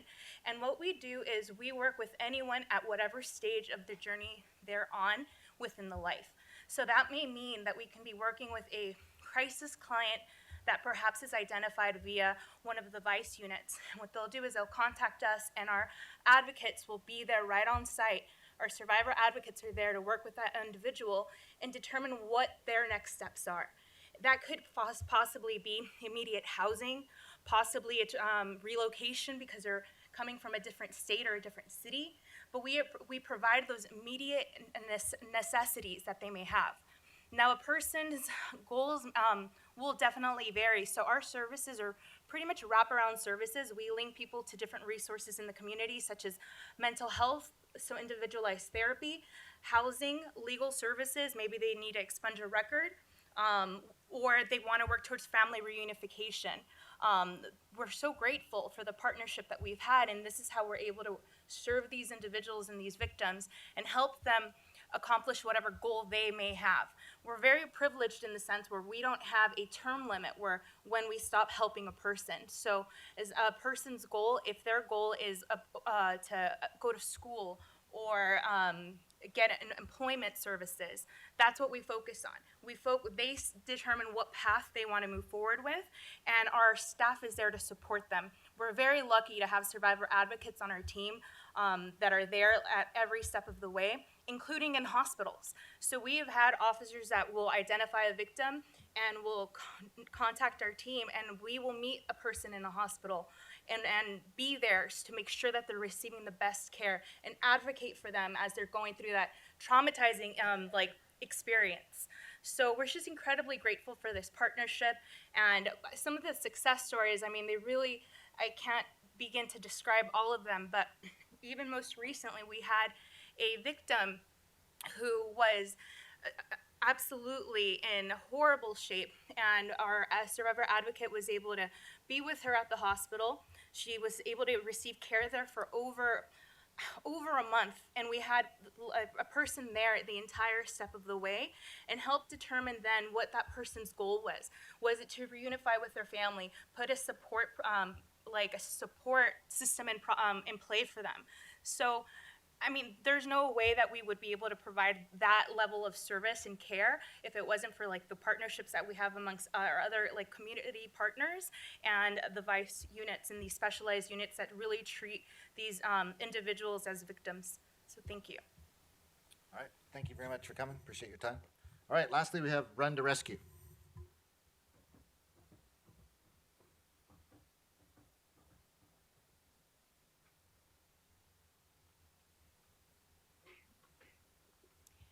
Hi, thank you, board, for having us out, and thank you for inviting us. We were part of the project last week, and we had seen 10 girls come off the streets. We were able to clothe 8 of them because they were cold, and we were able to provide them sweatpants and sweatshirts and shoes, and 5 of them we took our services. So who are we? Well, we've been around since 2012, and we have currently 5 programs, 3 projects, and 3 properties. And what do? Well, we started out working with adults, but with the massive amount of phone calls that we started receiving, we started taking minors in. And so our immediate Hope Home is our 30-day shelter. And so that means we can still provide adult services. So when we're out here, we have literally taken girls right off the streets and taken them to our immediate Hope shelter, and then help them get on their feet for long-term care if they want, whatever they want. If they need to go home, out of state, we will provide travel. If we need to provide them a program that they want, we will provide that. If they need rehab, we will provide that. And so our Gateway of Hope is our program that is 9 months to a year that we work with minors and youth. We are not a group home, we are a program. And so that means is that we work closely with law enforcement, judges, social workers, to work with youth that might come in that may be ready and willing to work with us. A lot of times we will get a youth who will be with us for 9 months to a year, but there's no reunification process for them. So we will, if we have reunification, we will reunify with the family, provide counseling for them. But if a youth does not have reunification opportunities, we will keep them till they're 18. That means if they come in at 15, they stay with us till they're 18. And then after that, we provide transitional, where they will have a family that they can come into. They'll have a year of being able to go to school, no rent. After the next year, they'll go up to a second year. They will be able to pay a little bit of rent and so forth. And we have got a youth currently right now who is getting ready to graduate with her AA degree and go off into college, into a university in New Hampshire. Our girl that currently just graduated Saturday, she was on FIG. And what is hard for law enforcement is that they see these girls day in, day out, day in, day out, day in for years. And they think there's no hope, there's no help for them, they're not getting help. She was dubbed a runner, she was dubbed violent, she had anger issues. We can list it, what it looks like. She almost is looked at as if she wasn't going to be able to be helped. And she ends up getting arrested. She throws water on a cop and is just angry. And everyone's like, well, we'll give her a chance. We do not know what else to do with her. And so she came into our program. And she came in at 15. She ran twice. She came back. And I was like, why did you come back? She's like, I was afraid of what's ahead. And what we provided with her, she got 3 years of education done in 1 year. So she came in as a junior, wanted to graduate early from high school because she was afraid of what was after. So she got 3 years of high school done in 1 year. We sent her to a private school her senior year. She just graduated. We gave her a car, phone, laptop, and now she has finished her first semester of college. She is 18 years old. And so these are the stories that we get. We have our Rebuild and Restore program. What does that look like? Well, I have seen plenty of families down here on Figueroa, down in some of the places where maybe it's hard to get services, because if your youth is not in the foster care system, there are no real services to provide. So rather than making these families come to us, we go to them. So we take our program and we put it into their home and we work with the families. And then we start to help them. And if their youth needs to be stabilized, we just bring her for 30 days, help stabilize her, bring them back into the family, and we do that and we work with them for as long as they need us to work with them. Our Future of Hope. Well, we got kiddos in the foster care system, so we are in the foster care system. We do not provide trauma-informed care, we provide trauma-responsive care. We have to respond to their trauma. We need to be able to talk to it. So we have trained all of our advocates, all of our mentors to be informal counselors, to be able to respond if they're taking their kid out to go shoe shopping and a cop comes through. And she's losing her bananas because she thinks that they're coming after her. Well, someone needs to be able to talk her through that. And to be able to continue buying her shoes and purchasing them. And so we have our 3 projects. We have our Freedom Backpacks. We provide stockings and Christmas presents to all group homes and CSEC youth all over Southern California. And in the last few years, we have passed out thousands of these to commercially sexually exploited children. And then our Project Dignity, where we are going out and we're meeting the girls right on the streets. If they need hand warmers, we give them hand warmers.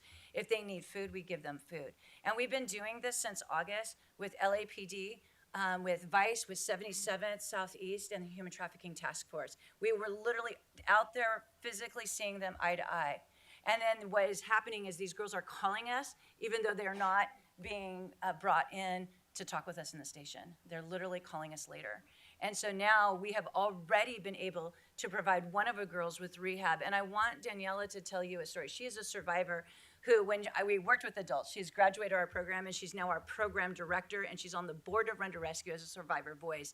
But she has a story of one of the moms and the grandmothers who was desperate. They lived on FIG and that she was trying to keep her kid in for 2020 to stay safe from being out so she wouldn't end up being trafficked. So I'm gonna let her share that story. So yeah, we got a phone, thank you guys for having us. So we got a phone call at 2 a.m. from VICE from 77th, and they're like, she was caught up in a robbery with her pimp and they just needed to get her help. So I got in contact with the parents, and we worked tirelessly with the school, with the social workers and everything, and we were able to get her in to a placement out of state because of her mental health, because of what the damage had been done by her trafficker. And so we had to fight for her and her parents because they didn't take them seriously. But having an advocate stand behind them and say, no, these are the signs, this is what's going on, we were able to get her the help that she needed. And now she's flourishing. And it was because of that phone call that VICE made at 2 a.m. for us to get on board and to help, and for DCFS to work with us and see that these are the signs, that it's not the parents, that it is the trafficker on the outside that she needed to get away from, as much as and the resources, a lot of people can't afford it. These families can't afford it. And so they need the advocates to stand beside them and say, hey, this is how to go about it. And it's because of that, because of law enforcement that said, no, she needs a chance. She doesn't need to be put in jail. She needs to get the help. It's because of that that she is doing very well today. So thank you guys. And so just to close, is that we do not say no to any victim that calls, whether it's an adult or whether it's a minor. And our policy is that we take it to the end. We finish it, we cross the finish line with them. Because we get a lot of services or people and that will just stop at one section, or just a phone call, or pass out the card, or whatever it is. We will follow them through. If they want the help, we will go all the way to the end, like Journey Out was doing. They'll follow them to the end, but we will follow them to the end, whether they are 14. Our youngest was 11. She is 14 right now and is doing well. She was in our Rebuild and Restore, and her family doesn't need our services anymore because the youth is going into high school and she's doing well. So thank you guys, because it takes courage to call any one of us to come out, and there is results.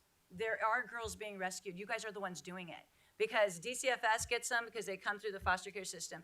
But if they're out on the streets, there's no one rescuing them. It is you guys.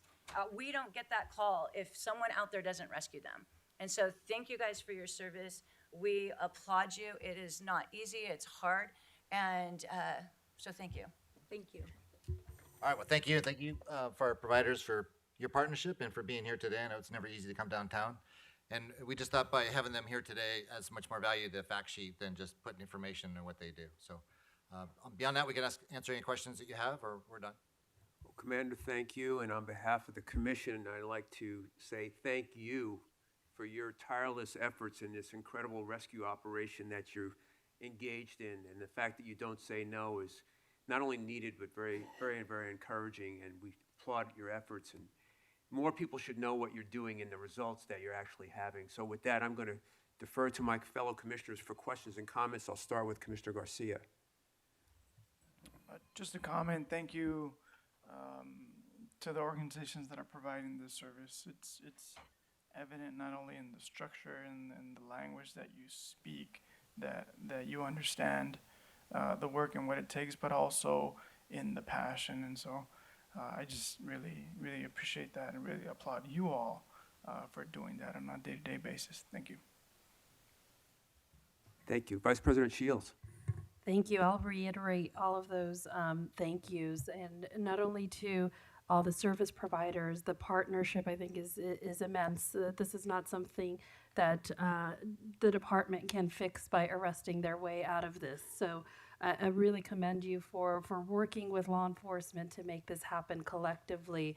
And I want to give credit to, the example that was given of a vice agent who calls, and this was a robbery, right? This wasn't, we found her on Figueroa. And so having the department and officers really trained to understand that the trauma that can come with being a victim of human trafficking and how that can potentially lead to other crimes and being open to it, I think is essential. So thank you for sharing that story, and I hope that the department continues to focus on transitioning from arresting victims of human trafficking to providing them with this help. And this is what I've seen in this report and the presentation. And, as part of my pro bono work, I have represented victims of human trafficking to get rid of convictions that have been on their record, because it makes it so hard for them to leave both the trauma and also to live their life and move forward without having that record. So I think the department's doing a tremendous job of moving away from arresting and seeing these people for who they are as victims. So thank you for the work that you all are doing and really for the partnership that you all have. So thank you for this wonderful presentation. Thank you, Vice President Shields. Commissioner Briggs. Thank you, President Suthers. For all the service providers, for me to sit up here and say thank you seems somewhat inadequate. What you are doing literally is God's work. You're taking people who have been taken from their homes at their most exposed and vulnerable points of their life, and then they're, lack of a better word, they're trafficked, they're abused. They're sent out in the streets as no more than a commodity. And what you do is you bring them in and you help resurrect their life. You show them a different path. And that's not something that everybody can do. So on behalf of the community at large, on behalf of the LAPD, on behalf of all the commissioners here, I want to say what you're doing is greatly appreciated. And if there's anything that we can do, please don't hesitate to ask. Thank you. Thank you, Commissioner Briggs. Commissioner Calanche. Thank you. I echo the sentiments of fellow board members or commissioners. I do have a question.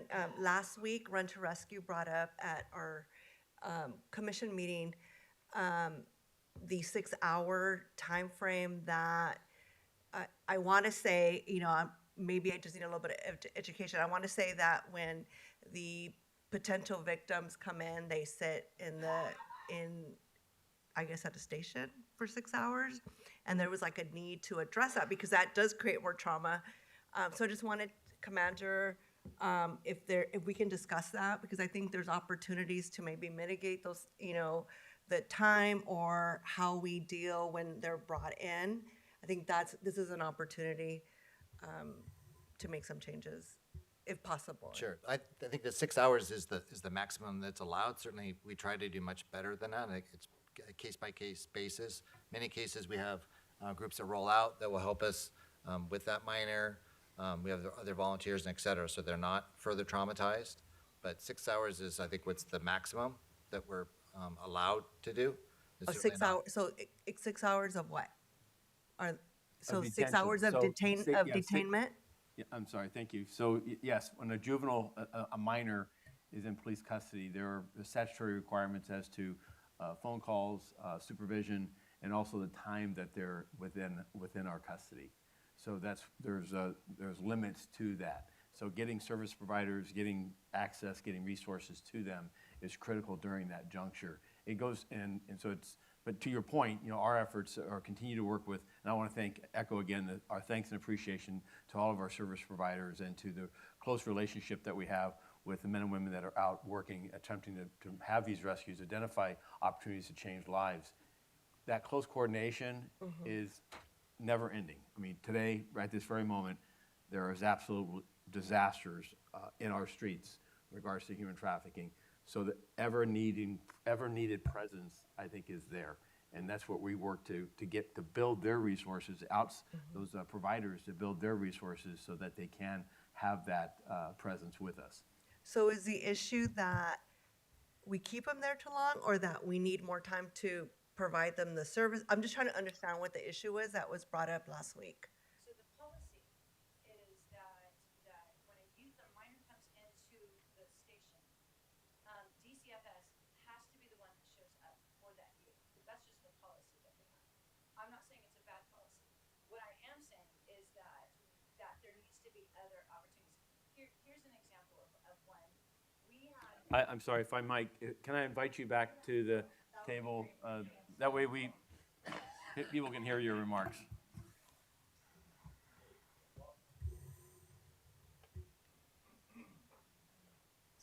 Sorry. So the policy is that a youth has to meet with a DCF social worker. So it doesn't matter who shows up. We have to wait for DCFS. I understand what you were saying earlier, that when they call and they know that they're having an operation, they can have DCFS there, and they are there when there's an operation that's being called out. When they're just doing just their daily routines and a youth comes in, we have been out there, and the minimum we've gotten maybe was 3 hours before someone was able to show up. That's the reality. Now, I understand that DCFS is, they're overwhelmed.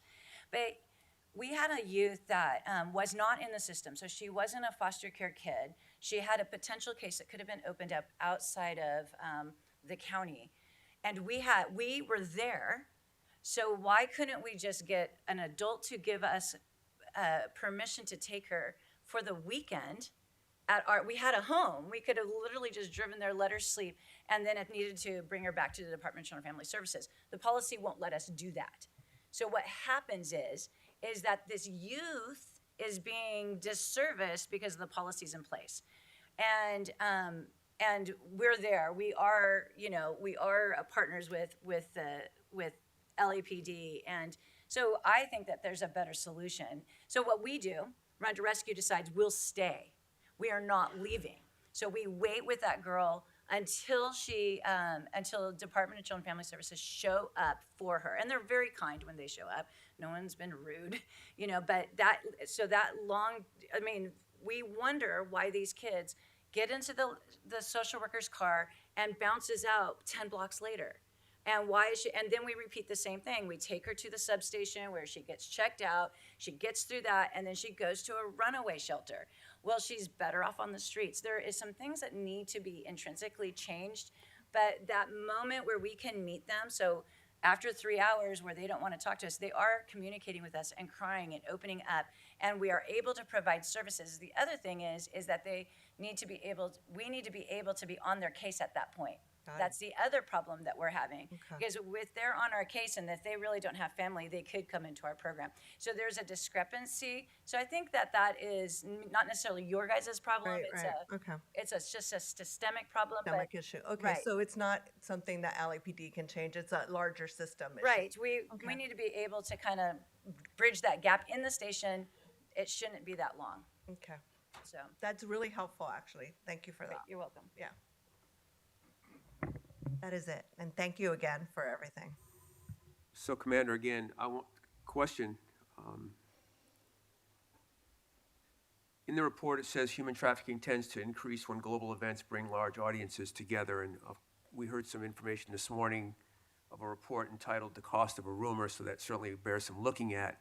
But I've got experts here. So the question I had intended to ask, even with that being presented to us this morning, is, are there any evidence-based efforts intended to deter these kinds of operations when they happen. 2026, we have the World Cup.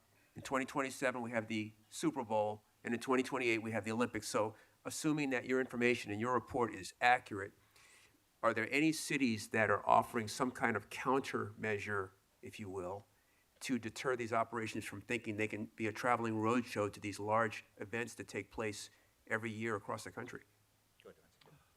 Good morning, Commissioner. So we do have those events in town. Specifically, the Super Bowl was our most recent. That was really noteworthy. We do see all the things that come along with that. We do step up enforcement. We do step up our efforts to reach out to resources and have those things on hand. So I can't tell you. Go ahead, sir. And nationwide, Commissioner, the Department of Homeland Security has an anti-trafficking campaign dealing with large sporting venues. We do see the proliferation of sex workers that are gathered at these large sporting events, including the trafficking of minors. So it is a nationwide campaign. You may see evidence of these in stickers and subtle messages inside of airport bathroom stalls, inside of restroom stalls, inside of an airplane itself. That's all part of a much larger campaign. When the Super Bowl was here, DHS was with us, and this is as much as people would like to denounce this, there are counter studies, and we're happy to provide those to you and get those back to you for reference purposes. It's unfortunate that this matter is debated or argued in a manner that not recognizing the victims of this trafficking and those that are profiting from it, because this is simply greed. This is simply, and the embarrassment of human slavery in our country is all too present. Well, thank you. And thank you, Chief, again, for partnering with some incredible organizations to understand that many of the social problems we face in society today, we cannot arrest our way out of, and this is certainly one of them. So, Commander, I want to thank you. Ladies and gentlemen, I want to thank you for your continuing efforts, and as was said previously by my fellow commissioners, if there's anything we can do, please let us know. And with that, I'd make a motion that we approve the department's report and transmit it to City Council. Is there a second? Second. Moved and seconded. All in favor, say aye. Aye. Motion carried. Thank you very much. We will now recess into closed session. Thank you. The Board of Police Commissioners will now recess into closed session to discuss items number 5A and B in accordance with Government Code 54957.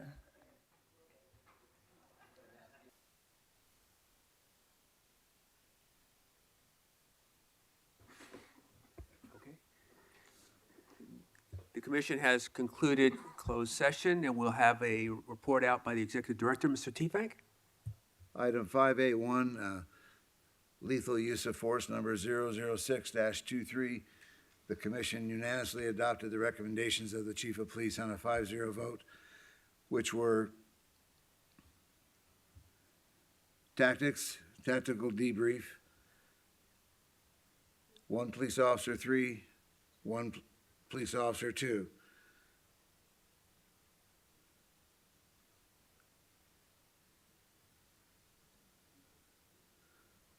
Excuse me just a second. Mr. President, I have this wrong. Hold on just one moment, please.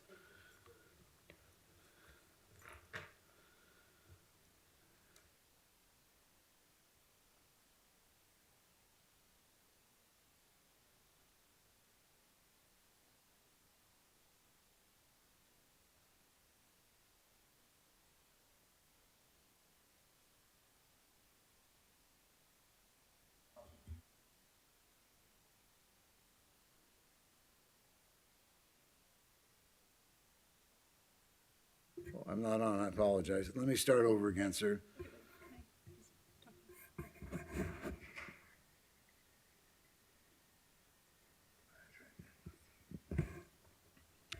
My error, sir. I had a note I could not read here. Relevant to tactics. Commission adopted on a 5-0 vote. Tactical debrief, 1 Sergeant 1, 1 Police Officer 3, 2 Police Officer 2s, 1 Police Officer 1. Administrative disapproval, 1 Police Officer 2, 1 Police Officer 1. Non-lethal use of force in policy, 3 Police Officer 2s, 1 Police Officer 1. Less lethal use of force in policy, 2 Police Officer 2s, 1 Police Officer 1. Lethal use of force administrative disapproval, out of policy, 1 Police Officer 2. As it relates to Item 5B1, discussed, no action. Thank you, sir. With that, I'll move that today's meeting be adjourned. Is there a second? Moved and seconded. All in favor, say aye. Aye. Meeting adjourned. Thank you very much.